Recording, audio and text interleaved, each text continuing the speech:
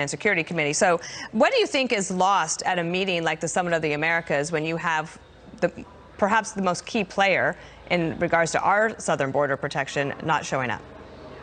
Well, it just goes to show you this administration does not have the ability to even operate on a decent foreign policy field. This is the hemisphere, this is the Americas. We should be lockstep with our neighbors to the north and to the south. And when our neighbor to the south doesn't even go to the meeting because they're so disenchanted with our leader, that says something, and that's really troubling. But do you agree that the State Department was correct to say, well, Mexico can't call the shots and say that Venezuela, Nicaragua, and Cuba could come to the meeting? Yeah, of course. They were absolutely right in doing that. But you know what? We have a Secretary of State, we have a State Department that has to be able to smooth out these rough edges. Yeah. And Mexico has a lot of interest with us, and the fact that they can't do that is a very troubling sign, especially with what's going on our border. And when you look at the caravan that is starting now, down, I guess, several, maybe a couple of weeks away from getting here, what could possibly change? I mean, one of the things that happened last month is that the Biden administration was saved by the bell on Title 42 by a court order. But the waves are not going to stop, at least not by the administration standpoint. No, they're not going to stop, and Mexico is becoming complicit to some extent.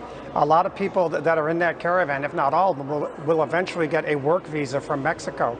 And Mexico is saying that because they're saying face-wise that they want to incentivize them to stay in Mexico. But what it does is it gives them status in Mexico, which makes it easy for them to come to the northern border. And we should be calling the Mexican president on that. And if we don't have enough of a relationship to even get them to come to a meeting, we're not going to be able to get to the bottom of fundamental problems like that. Well, also, doesn't money talk? The United States provides a lot of foreign aid to these countries. And so in some ways, you have to imagine, like, what do you mean? We just gave you X amount of dollars.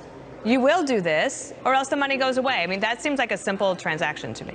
You know, Dana, you're spot on, and that's exactly right. USAID and all these places help build up these economies and help the people that are struggling in these economies. And we have a very strong economic tie to Mexico.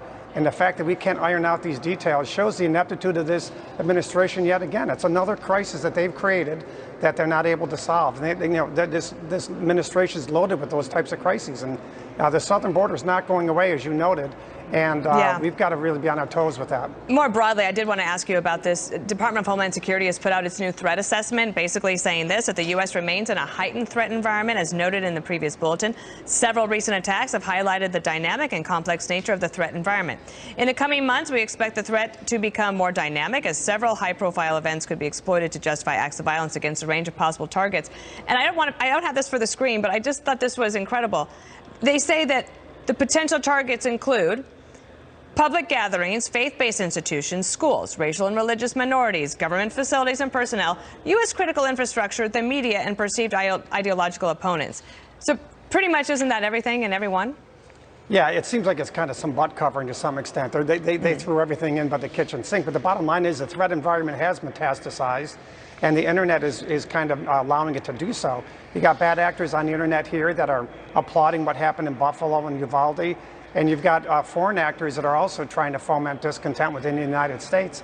And that heightens the threat environment, and anything that happens this summer could end up being a touchstone for more violence. So I agree with them in that stake, but we need to have unwavering resilience with respect to all of this. And we need to make sure that federal, state, and local are working together. And now is not the time to vilify law enforcement. Now is the time to embrace law enforcement and help them, give them all the tools they need to do their job. And to stay vigilant, indeed. Thank you, Congressman. Good to see you today. Thank you. Appreciate it. Okay. Bill? So a crime wave